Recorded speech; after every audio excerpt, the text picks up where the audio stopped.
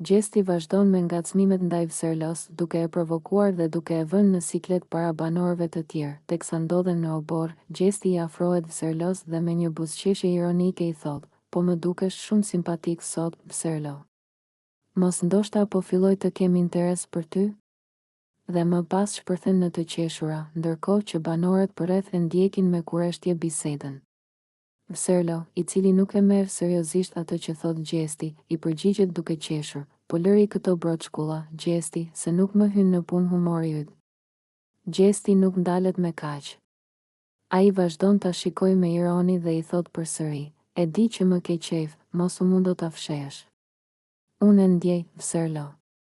Dhe i bën një shikim provokues duke e vendosur atë në siklet.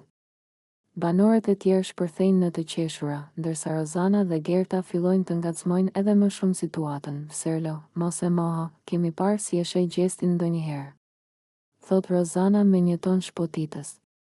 Vserlo tund kokën dhe ngre duart lart, duke thënë me ironi: "Ju jeni të çmendur të gjithë, unë nuk e përballoj dot këtë grup."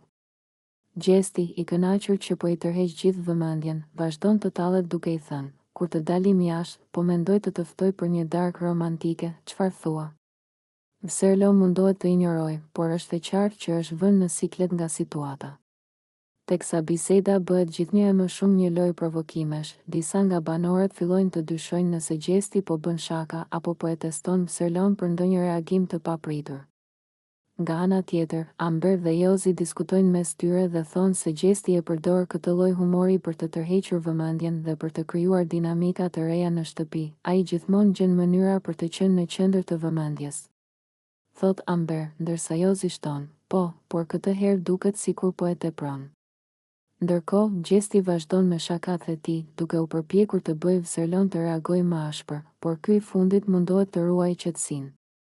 Situata mbetet e hapur dhe nuk dihet nëse do të përfundojë vetëm si një batutë humori apo do të sjellë një përplasje më të fortë mes tyre.